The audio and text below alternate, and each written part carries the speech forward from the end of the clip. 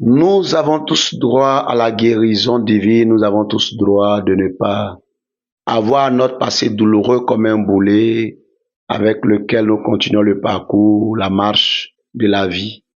Nous avons droit à la restauration et tu as droit à la guérison divine. Nous sommes pour cela à Clinicos parce que nous avons besoin d'être à la clinique du Seigneur, là où nous parlons de ce qui vous a blessé, de ce qui a été pour vous une détresse et nous allons parler du cas de Tom. Mais avant, je voudrais rappeler un passage dans la Bible que vous trouvez dans le psaume 2 au verset 8. Il est dit, demande-moi les nations pour héritage et les extrémités de la terre pour possession. Je voudrais que Dieu t'exauce pour toutes les demandes que tu vas formuler, afin que tu puisses reculer les différentes frontières et tu puisses repousser tes différentes limites au nom de Jésus-Christ de Nazareth. Je voudrais remercier quelques amis de Clinicos qui nous font l'amitié d'être engagés à nos côtés par rapport à l'émission. Je voudrais saluer la révérende Marie-Agnès Reynaldo. Je voudrais remercier le docteur Labré Apollinaire, remercier l'évangéliste chantre Ange de Gloire, remercier le docteur Marius Kwasi, remercier Merveille du Seigneur, remercier Mariam Traoré, remercier également Espérance Béni, remercier tous ceux-là qui sont engagés à Clinicos. Merci pour tout. Continuez de partager, de liker, de commenter. Alors, l'histoire de Tom, c'est que Tom vit auprès d'une famille, au sein d'une famille, je devrais dire, où le mari a un comportement qui est maladroit et est un comportement déloyal vis-à-vis de sa femme. Il vole sa propre femme. Tom l'a déjà surpris une fois en train de chercher le bon code pour ouvrir le coffre de sa femme et Tom ne l'a pas signalé à sa femme. Mais les choses ont évolué, le mari a continué ses pratiques par rapport aux finances de sa femme. Tom rappelle que les deux sont très occupés en affaires, mais la femme a plus d'argent que l'homme. Et un jour, la femme va se rendre compte que son coffre a été dévalisé. Elle va mener des enquêtes et Tom va être arrêté, mis en prison. Alors Tom, lorsqu'il sort quelques mois après de la prison, est très malheureux et en veut à ses anciens patrons. Il nous soumet donc son cas à Clinicos et je voudrais donc remercier Tom pour avoir eu le courage de parler de sa situation, de parler de sa douleur. Alors, ce que je voudrais dire, c'est que Tom, tu dis que dans ce que tu as vécu, tu avais été déjà témoin d'une telle pratique de ton patron, mais tu as gardé cela caché, et tu n'en as parlé à personne parce que tu ne voulais pas fragiliser leur couple, tu ne voulais pas être la personne par qui le scandale arrive au sein de ce couple-là. Et tu as bien fait, c'est une bonne attitude. Donc, tu avais de très bonnes motivations, sauf que la relation qu'on a avec des patrons est une relation complexe. Donc, par moment, il faut anticiper parce que quand il y a une pratique qui perdure, elle peut éclabousser tout le monde.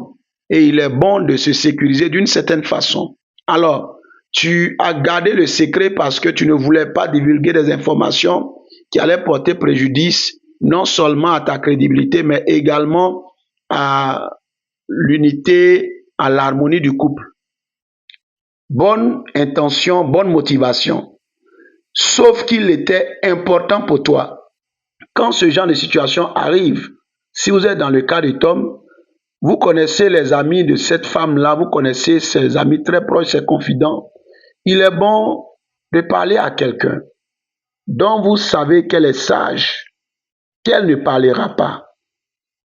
Et vous mettez cette personne dans la confidence pour lui dire voilà ce que je vois, voilà ce que je vis. Mais je le dis par anticipation. de sorte que si demain il y a un problème, vous savez déjà ce qui se passe. Tom, cela t'aurait évité d'avoir la colère de ta patronne se déchaîner contre toi de cette façon-là. Parce que au moins, cette personne de confiance à qui tu avais parlé aurait pu intervenir en ta faveur pour dire ce qui se passe maintenant. Je le savais. Voilà ce que je savais. Donc, il ne faut pas trop en vouloir à ce travailleur, à ce collaborateur qui est chez vous. Et donc, c'est ce que je voudrais dire te concernant. Maintenant, à l'endroit du monsieur, je crois qu'il a été malhonnête. C'est vrai, en plus de montrer de l'infidélité, parce que voler sa femme, c'est lui être infidèle.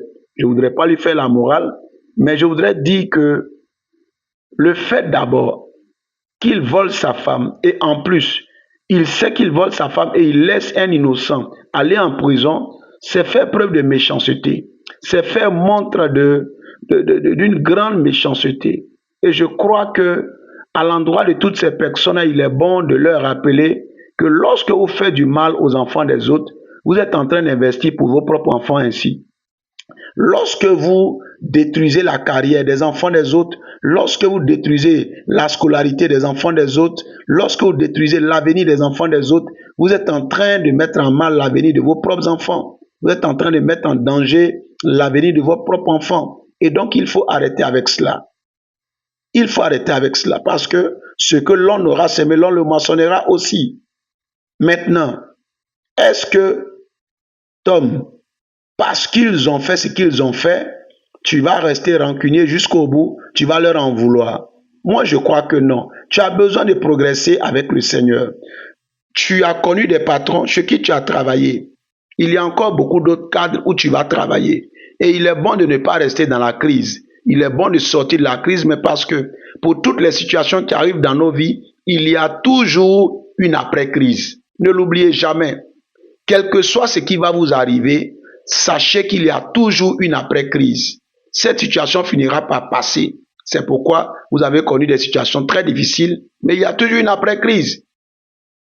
Il aura encore une après-crise, Tom. Et il faut que tu souscrives à l'après-crise. Il faut que tu travailles à l'après-crise. Il faut que tu comprennes que tu as besoin d'abandonner la colère. Il faut leur pardonner. Dieu dit à moi la vengeance, à moi la rétribution. Alors si tu veux te venger, Dieu ne te vengera plus. Pardonne à ce couple-là. Tu auras un meilleur travail. Un lieu où Dieu va te rétablir, te restaurer, te réhabiliter et tu seras réhabilité. Je voudrais dire à l'endroit de tous ceux qui ont connu la même situation que Tom, c'est aussi des situations de trahison d'une certaine façon par rapport au patron. Sachez que Dieu vous réhabilitera et Dieu combattra lui-même pour vous. Alors, je voudrais prier pour vous. Seigneur, je prie pour Tom et tous ceux qui sont dans le cas de Tom, afin que ces personnes soient guéries des douleurs passées, guéries de tout cet esprit de vengeance, libère-les totalement et ouvre-leur des portes avec de grandes percées professionnelles, des grandes percées à tout point de vue, au nom suprême de Jésus-Christ. Amen. Alors, j'ai été très heureux d'être en votre compagnie. S'il vous plaît, continuez de liker, de partager et de commenter. À très bientôt pour un autre numéro de Clinicos.